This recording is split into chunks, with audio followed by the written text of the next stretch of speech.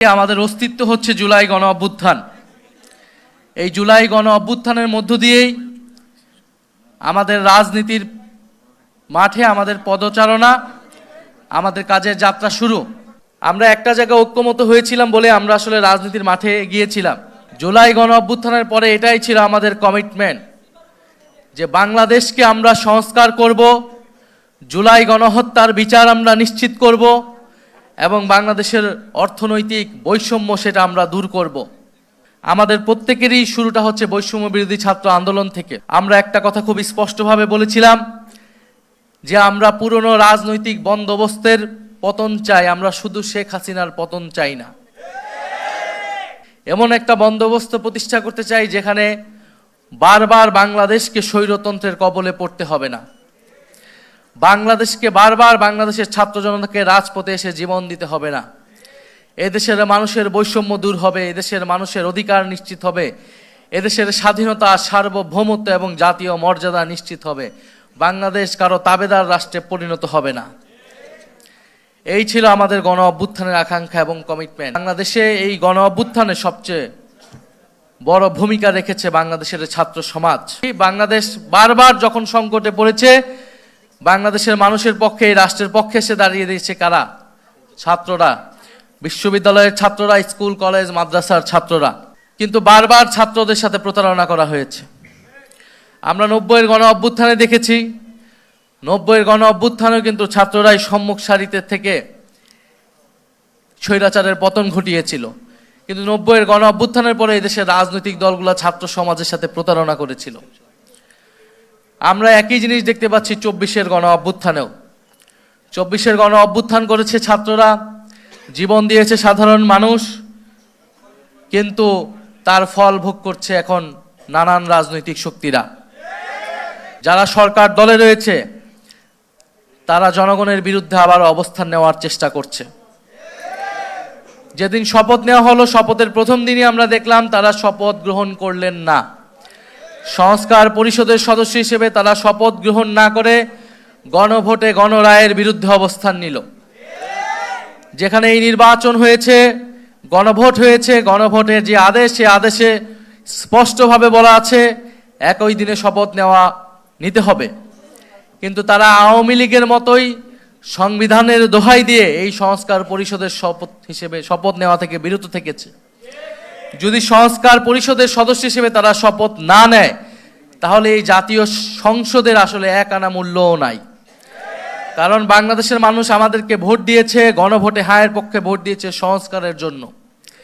এটা শুধু জাতীয় সংসদ হওয়ার জন্য নির্বাচন হয় নাই, এই নির্বাচন হয়েছিল সংস্কার পরিষদ হিসেবে এটাকে কার্যকর করার জন্য। তারা বিচার প্রক্রিয়ায় হস্তক্ষেপ করলো। তারা কোনো কারণ ছাড়াই, কোনো অভিযোগ ছাড়াই ট্রাইব্যুনালের যিনি প্রসিকিউটর ছিলেন, চিফ প্রসিকিউটর, তাকে সরিয়ে দিলেন এবং বিচারে নানা ধরনের হস্তক্ষেপের কথা আমরা শুনতে পাচ্ছি। যারা ভিকটিম ছিল, যারা সাক্ষ্য দিয়েছে নিজে উৎসাহ থেকে, তাদেরকে নানাভাবে চাপ প্রয়োগ করা হচ্ছে এবং তারা নানান হুমকির মুখে আছে। ফলে আমরা খুবই সন্দিহান যে বিচার প্রক্রিয়াও সুষ্ঠুভাবে এই সরকারের আমলে হবে কিনা, সেটা নিয়ে আমাদের মনে, জনগণের মনে সন্দেহ তৈরি হয়েছে। আপনারা দেখেছেন যে বাংলাদেশ ব্যাংকের গভর্নরকে কিভাবে নির্লজ্জভাবে মব তৈরি করে অগণতান্ত্রিকভাবে বাংলাদেশ ব্যাংক থেকে সরিয়ে দিয়ে একজন ঋণখেলাপি একজন ব্যবসায়ীকে বাংলাদেশ ব্যাংকের গভর্নর হিসেবে নির্লজ্জভাবে বসানো হয়েছে। বাংলাদেশে বিগত সময়ে প্রায় 30 লাখ কোটি টাকা লুটপাট করা হয়েছে, বিদেশে পাচার করা হয়েছে। এই গণ অভ্যুত্থানের পরে অন্তর্বর্তী সরকার নানান ব্যর্থতা এবং সীমাবদ্ধতা সহ এই অন্তর্বর্তী সরকারের গভর্নর চেষ্টা করে যাচ্ছিল সেই লুটপাটের টাকাগুলোকে ফেরত আনার এবং এই লুটপাটের টাকার সাথে যারা জড়িত, এই লুটপাটের সাথে আওয়ামী লীগের ফ্যাসিস্টদের সাথে যারা ব্যবসায়ী এবং আমলা রয়েছে তাদেরকে বিচারের আওতায় আনা।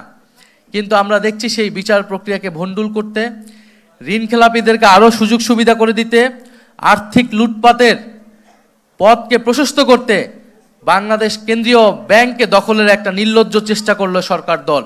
তারা নির্বাচনের আগে একরকম কথা বলেছে, নির্বাচনের পরে একরকম কথা বলেছে। আমরা নির্বাচনের আগেই জনগণকে এই বিষয়ে সতর্ক করেছি। আমরা জানি জনগণ তাদের বিপক্ষেই ভোট দিয়েছিল। নানান ইঞ্জিনিয়ারিং করে তারা ফলাফলটাকে নিজেদের পক্ষে নিতে সক্ষম হয়েছে। সংসদে পরিকল্পিতভাবে 2/3 সংসদ সদস্যপদ তাদের নিজেদের আওতায় রেখেছে, যাতে তারা নিজেদের মতো আইন এবং বিচার তৈরি করতে পারে। যেরকমটা 2008 সালে আমরা দেখেছিলাম, আওয়ামী লীগ একচেটিয়াভাবে বিরোধীদেরকে এক পাশে ঠেলে নিজেদের সংসদ করায়ত্ত নিয়ে সংবিধানকে নিজেদের মতো পরিবর্তন করে দেশকে নিজেদের মতোভাবে পরিচালিত করেছে। আজকের সরকার দল তাদের কার্যক্রম আচার আচরণ দেখে মনে হচ্ছে তারা সেই পথেই হাঁটছে, সেই পথেই হাঁটার চেষ্টা করছে। আমরা খুব স্পষ্টভাবে বলেছি, বাংলাদেশে নতুন কোনো স্বৈরতন্ত্রের উত্থান আমরা ঘটতে দিব না। উত্থান ঘটতে হলে আমাদের জীবনের উপর দিয়ে সেটা হতে হবে। ফলে সংস্কার প্রক্রিয়া বাস্তবায়ন হতেই হবে। যদি সংসদে না হয়, সেই লড়াই রাজপথে গড়াবে। আমরা সেই লড়াই রাজপথে গড়াতে চাই না। আমরা চাই, মানুষ ভোট দিয়েছে, যেরকমই ফলাফল হয়েছে আমরা সেটা আপাততকালীন একসেপ্ট করে আমরা সংসদে গিয়েছি। সংসদে আলাপ আলোচনার মাধ্যমে আমরা এগুলার সমাধান করব। কিন্তু সংসদ অবশ্যই সংস্কার পরিষদ হতে হবে। যদি সংস্কার পরিষদ না হয়, সংসদে যদি কথা বলার জায়গা না থাকে, তাহলে সেই লড়াই রাজপথে গড়াবে। আমরাও রাজপথের প্রস্তুতি আমরা নিচ্ছি ইনশাল্লাহ। আমরা খুব স্পষ্টভাবে বলবো, ট্রাইব্যুনালে যাতে কোনো ধরনের আর কোনো হস্তক্ষেপ না করা হয় এবং ট্রাইব্যুনাল যাতে নিরপেক্ষভাবে সুষ্ঠু বিচারের পথে চলে, এবং যারা ভিকটিম, যারা সাক্ষ্য দিয়েছে, যারা ভিকটিম, তাদের নিরাপত্তার ব্যবস্থা করতে হবে অতি দ্রুত সময়ের মধ্যে।